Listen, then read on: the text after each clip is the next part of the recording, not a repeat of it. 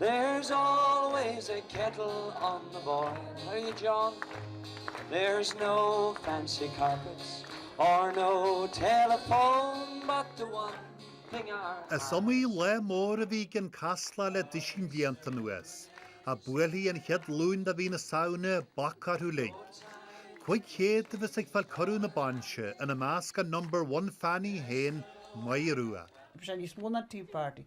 Tá the tear san leid agus tá an hotel Bhí Daniel Bacon tá sin lein agus tá bíon bísle go ré hart lein. Andalich an agus tá go teart ní raibh is got síar maidí ní hiúil faide glemseller Daniel.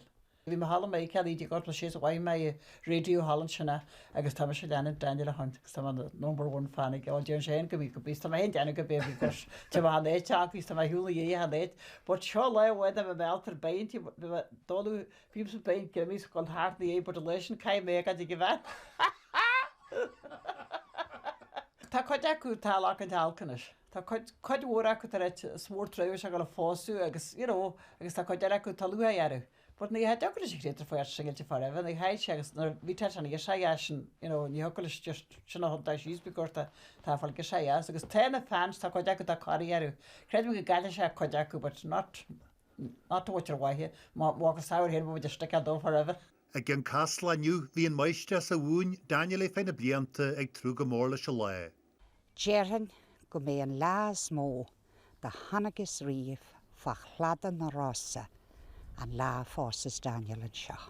Tá an bothar túmida ha phobail chin casla har bheith ciúin ar maidín inniu. Scéal cintinni bheith se aulaí lena banse. Is an seo a báistú an ceoltóir Daniel O'Donnell. Is an seo a thuise ag an chead comunithe agus an cóneartú, agus is an seo a Pósadh ar an ceathrú leid a bhí na saoine.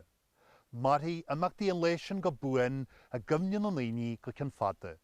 Tamní o canu no i TG ceir ag an casla a gondaigún an ngáil.